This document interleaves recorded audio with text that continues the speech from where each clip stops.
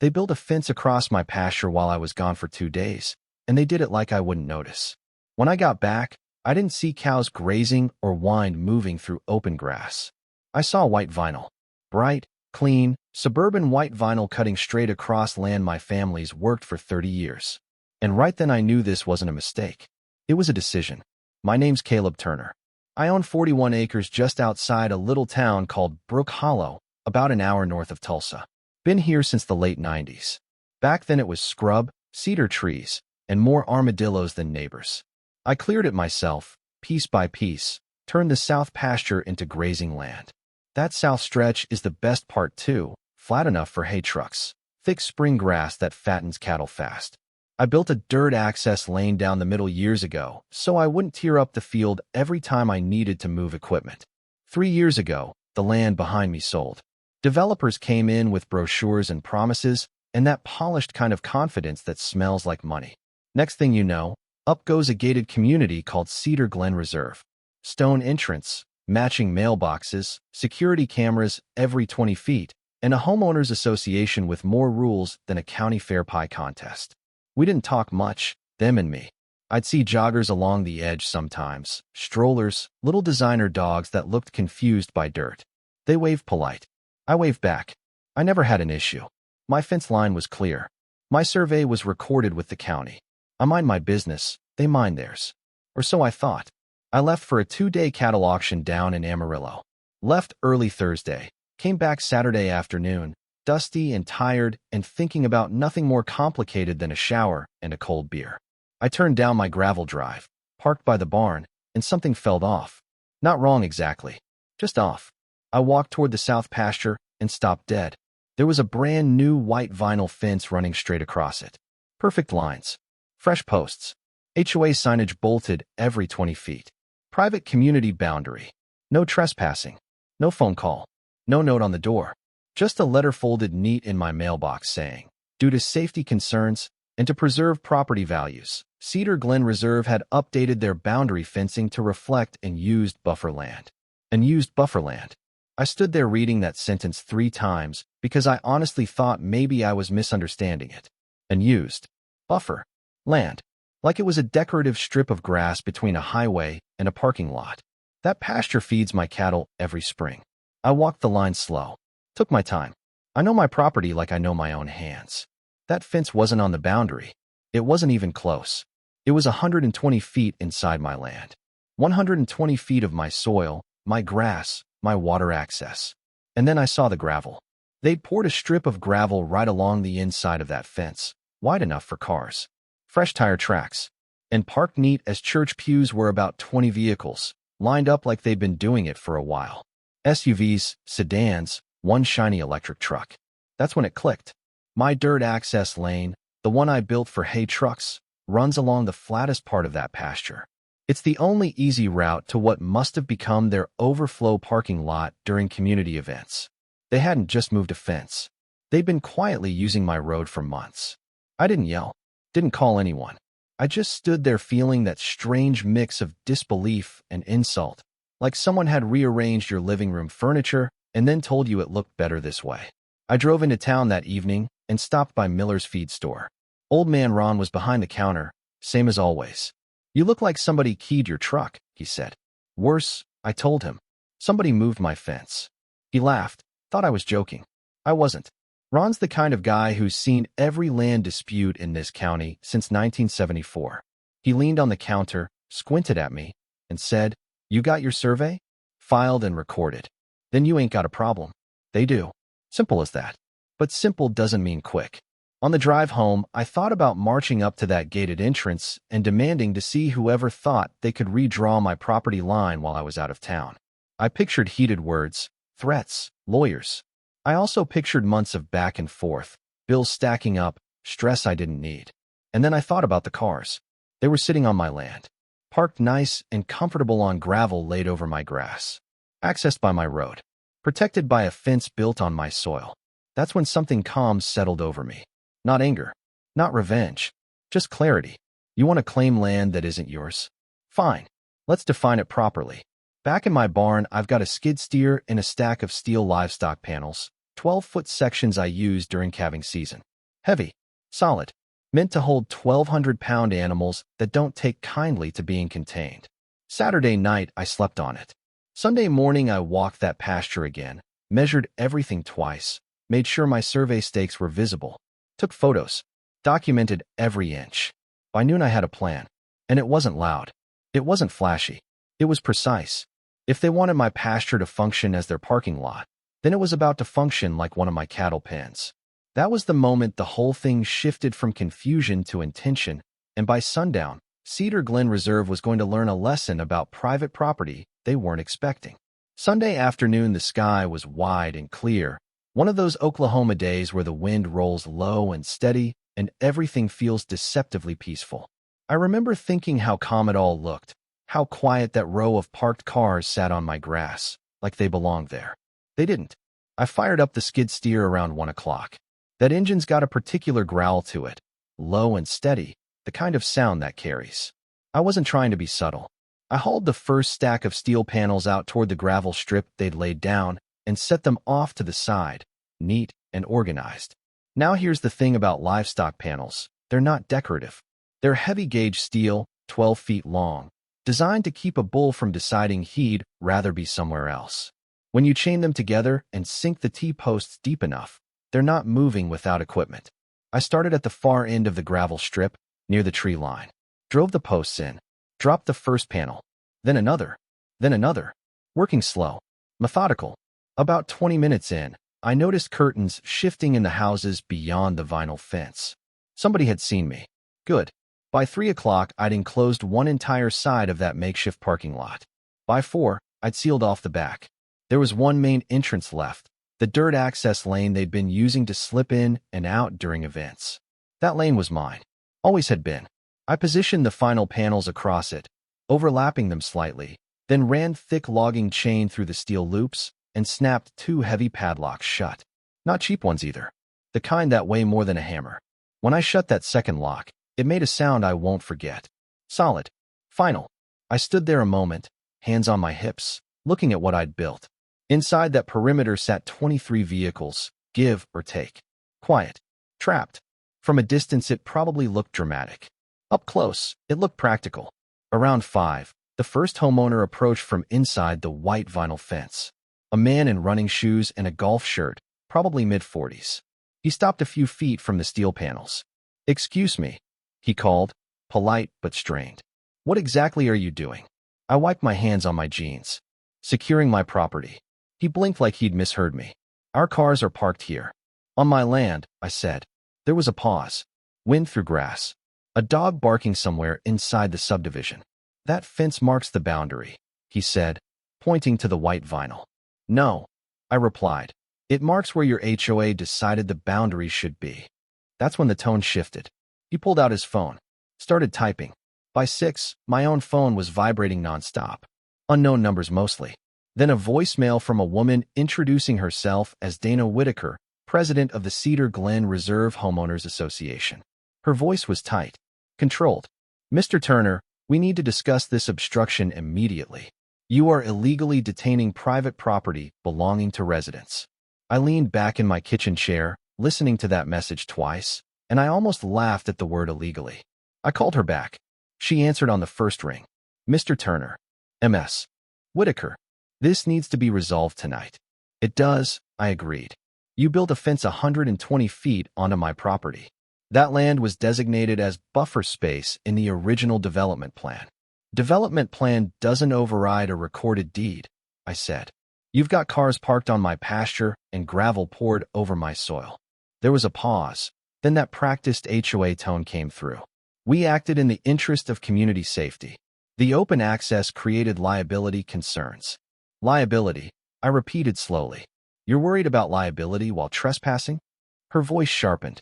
"You cannot trap residents' vehicles. That is unlawful.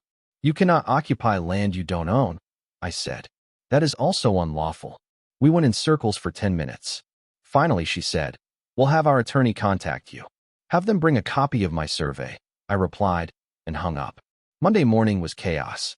By 7 a.m., residents were lined up along the inside of my steel panels, dressed for work, holding coffee cups, staring at their imprisoned vehicles like zoo animals.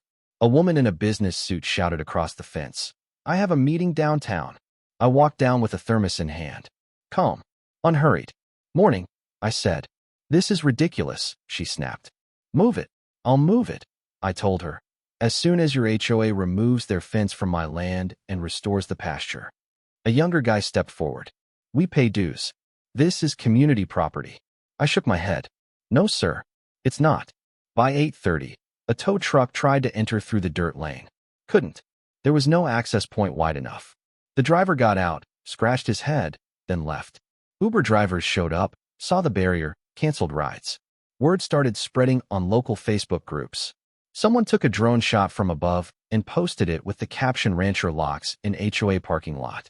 By noon, a local reporter called me. "Mr. Turner, can you comment on the situation?" I kept it simple. "My land. My survey. They built first." That afternoon, Dana Whitaker herself came out.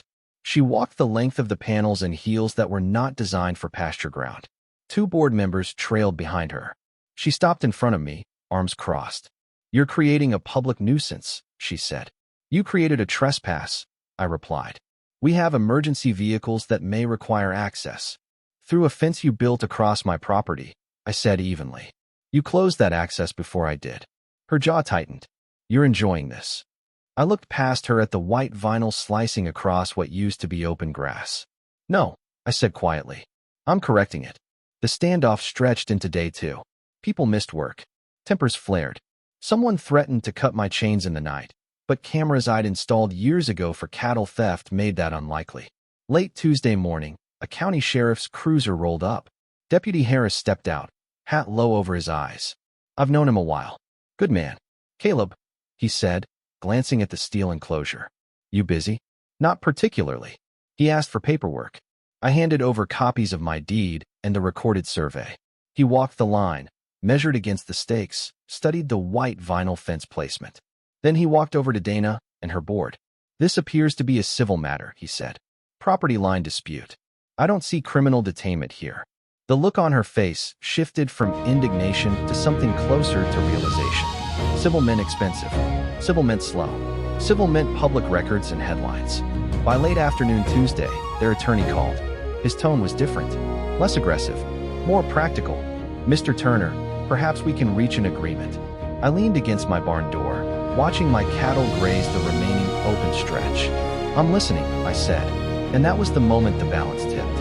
But what they offered next wasn't just about moving a fence. It was about admitting something no HOA likes to admit, that they'd overstepped. By Tuesday evening, the wind had shifted, and not just the weather. When their attorney called back, his voice carried none of the sharp edges from before. No talk of unlawful detention. No threats about emergency access. Just measured words. "Mr. Turner, our board is prepared to discuss immediate removal of the fence pending a mutually agreeable resolution." I let that sit for a second. "Immediate," I repeated. "Yes, we would also address restoration." Now we were speaking the same language. "Restoration means reseeding," I said. "Topsoil repair where you poured gravel. Compensation for lost grazing.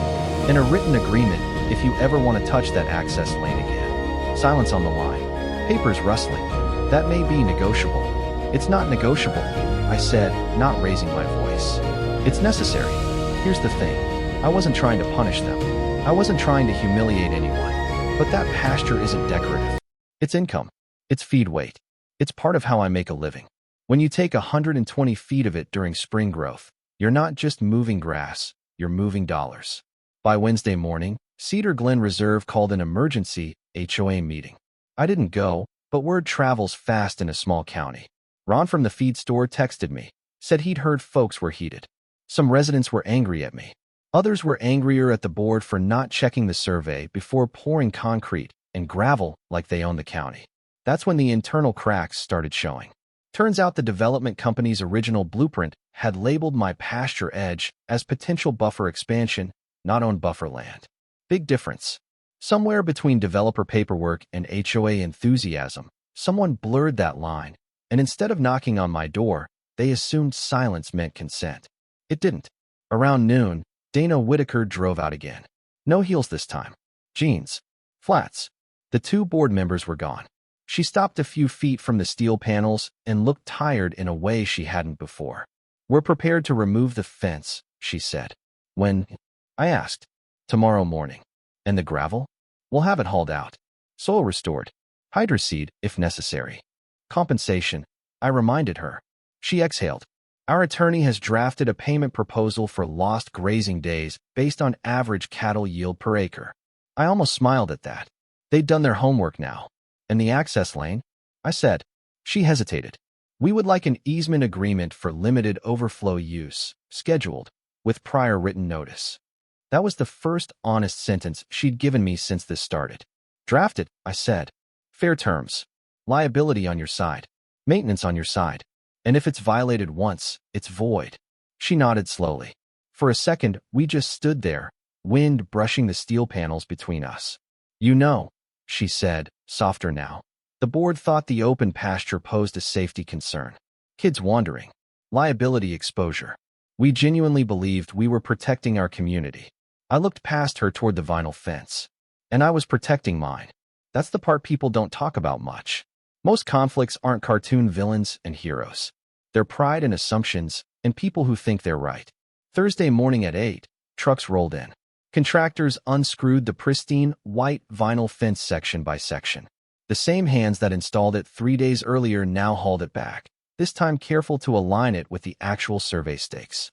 Watching them move that fence 120 feet back to where it belonged was strangely satisfying. Not dramatic, not explosive, just correct. The gravel came out next. Front loaders scooped it up. Underneath, my grass looked bruised and flattened. Damaged, but not destroyed. By afternoon, they'd spread fresh topsoil and prepped it for seed. A hydroseeding truck sprayed the surface with that bright green slurry that always looks like paint at first. It would take time to grow back fully, but it would. Once the last contractor pulled away, Dana walked over with a folder. Inside was the compensation check, the signed agreement draft for the access easement, and a formal letter acknowledging boundary error. That letter mattered more than the money. I unlocked the chain slowly. The steel panels came apart piece by piece. Residents gathered again, but this time no one shouted. No one accused. They just waited. When the final opening cleared, engines started one by one. Cars rolled out quietly, almost sheepish. A few drivers avoided eye contact. One older gentleman stopped beside me and tipped his hat. "Should have checked the line," he said. "Yep," I replied. By sunset, my pasture was open again. No steel enclosure. No trapped vehicles. Just wind, grass, and cows moving slow across ground that finally felt like mine again. The white vinyl fence now sat exactly on the true boundary, straight as an arrow, clean and correct. Funny how precise it looked when it wasn't trespassing. Life eased back into routine. The grass began to sprout where it had been scraped. My cattle gained weight as usual. The easement agreement eventually got finalized, tight language, strict conditions. They've used the access lane twice since then, both times with written notice and a maintenance crew that left it smoother than they found it. And here's the part that stuck with me. A few weeks later, I was driving past the Cedar Glen entrance when I saw a new sign mounted just inside their gate. It read "Property Lines Matter." It was meant as a safety reminder for their residents. I almost laughed, but I also understood something I hadn't at the start. That fence wasn't just about land. It was about perception. To them, my pasture looked empty and used, like potential. To me, it was livelihood, history, sweat equity. Same dirt, different meaning. I don't hate those folks. I don't wake up bitter. If anything, the whole mess clarified something important. You don't protect what's yours by shouting first.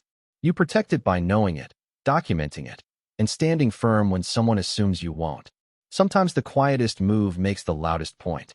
Now when I ride along that south fence line in the evenings, I glance at that white vinyl sitting exactly where it should have been from the beginning, and I think about how close this whole thing came to turning into a drawn-out legal war. Lawsuits, fees, years of bad blood. Instead, it took 72 hours, some steel panels, and a couple of lock chains to remind everyone where the line actually was. And here's where I'm curious what you think. Did I go too far locking in those cars? Should I have just called a lawyer and let it drag out in court? Or was it the only way to make a point that would actually stick? Because I'll tell you this, if I'd just argued politely and waited, that fence might still be sitting 120 feet into my pasture. So I want to hear from you. Drop a comment and tell me where you stand. When it comes to private property and community rules, who's right? Where's the line between protecting what's yours and escalating a conflict? If this story made you think, hit like, subscribe, and share it with someone who's dealt with an HOA or a land dispute. These situations happen more than people realize, and every one of them teaches something different about pride, power, and standing your ground. I'll see you in the comments.